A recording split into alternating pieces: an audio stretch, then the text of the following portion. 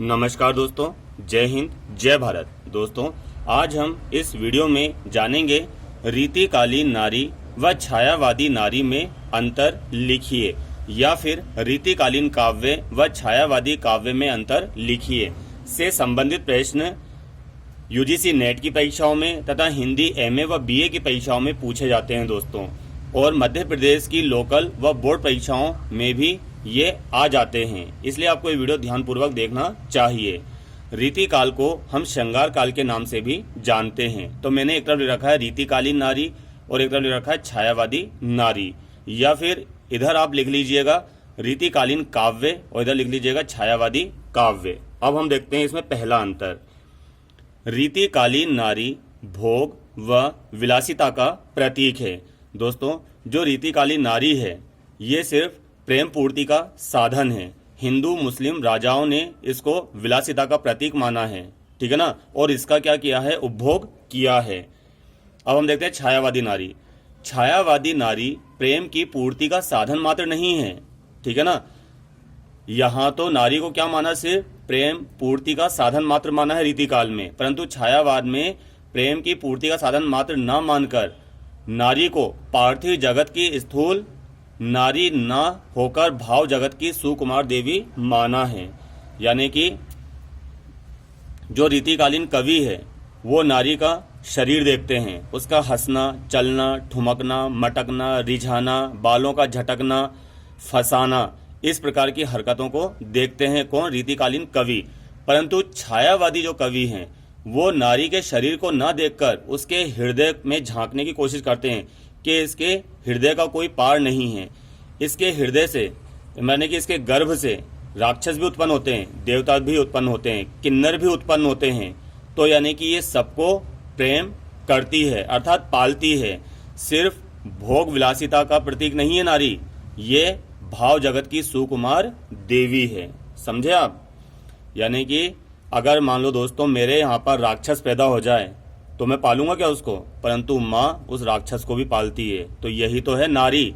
लेकिन हम नारी का क्या देखते हैं, शरीर देखते हैं, परंतु छायावादी कवियों ने नारी के शरीर को न देखकर उसके हृदय में झांका है। समझे? दूसरा है रीतिकालीन कवि नारी के शारीरिक सौंदर्य का वर्णन करते हैं।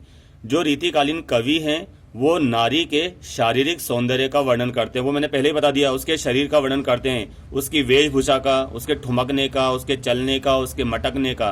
जबकि छायावादी कवि नारी की हृदयगत भावनाओं का वर्णन करते हैं। नारी बहन भी है, नारी माँ भी है, नारी पत्नी भी है, ठीक है ना।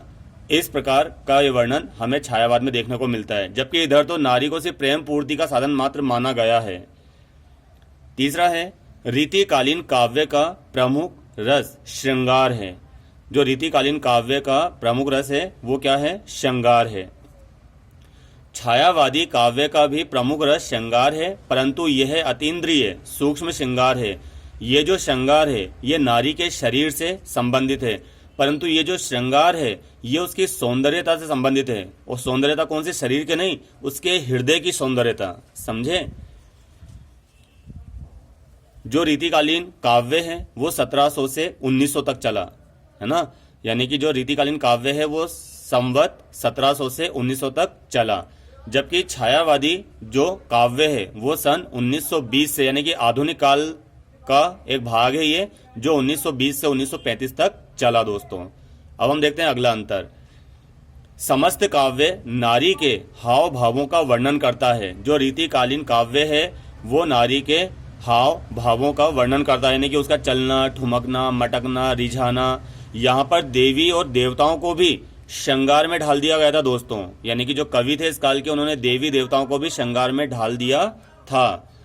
छायावादी कवियों में देखते हैं हम, छायावादी काव्य में स्त्री को प्रकृति और प्रकृति को स्त्री मानकर वर्णन किया है। यानी छायावादी काव्य में क्या देखने को मिलता है हमें, स्त्री को प्रकृति और प्रकृति को स्त्री मानकर वर्णन किया है। रीतिकालीन काव्य पूर्णतः दरबारी काव्य है दोस्तों।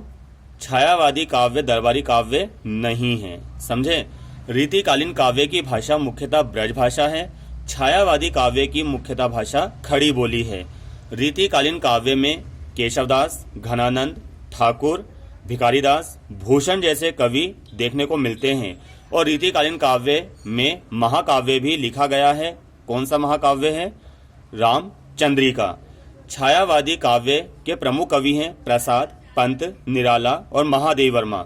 छायावादी काव्य में हमें महाकाव्य देखने को मिलता है जिसका नाम है कामायनी, जिसके रचयिता हैं जयशंकर प्रसाद। दोस्तों समझे? फिर रीतिकालीन काव्य का हम एक उदाहरण देखते हैं। कहत नटत रीझत खीजत, कहत नटत रीझत खीजत, मिलत खिलत लतियान, भरे भौन में करत हैं नैनों ही सब बात। कहने का तात्पर्य दोस्तों, सखी कहती है नायक आंखों से रति की प्रार्थना कर रहा है। यानी कि एक सखी दूसरी सखी से कहती है कि नायक मुझसे आंखों ही आंखों में रति की यानी मुझे पाने की प्रार्थना कर रहा है, परंतु नायिका अस्वीकार कर देती है। यानी कि लटके झटके द्वारा क्या कर देती है? वो अस्वीकार कर देती है। परंतु नायक उसके इंकार पर भी हाय रीझ जाता है। यानी क्या कर देता है? रीझ जाता है। नायक के रीझने पर नायिका क्रोध करती है, परंतु उसका क्रोध क्या है? एकदम बनावटी। कैसा है दोस्तों? बनावटी। फिर नयन मिलते हैं, नयन गिरते हैं। फिर प्रेम भरी चेष्टाएं होती हैं और पूरे भवन में और पूरे समाज में दोनों नायक नायिका क्या करते हैं? प्रेम लीला करते हैं। ये रीतिकालीन काव्य है दोस्तों। जबकि छायावादी काव्य में नारी की स्थिति आपको क्या देखने को मिलेगी? नारी तुम केवल श्रद्धा हो, विश्वास जगत नग पग तल में, पीयूष स्त्रोत से बहा करो जीवन के सुंदर समतल में। ये श्रद्धा से मतलब कामायनी से ली गई पंक्तियां हैं जो जयशंकर प्रसाद ने लिखी हैं। नारी का कितना अच्छा वर्णन यहाँ पर हुआ है। और एक यहाँ पर देखिए, यहाँ पर रति क्रीड़ा का वर्णन हो रहा है दोस्तों। रीतिकालीन काव्य के प्रवर्तक कौन है? केशवदास जी। और छायावादी काव्य के प्रवर्तक हैं कौन? जयशंकर प्रसाद। उम्मीद है आज का वीडियो आपको पसंद आया होगा, समझ भी आया होगा। मेरे चैनल को लाइक करें, शेयर करें व सब्सक्राइब करें। धन्यवाद।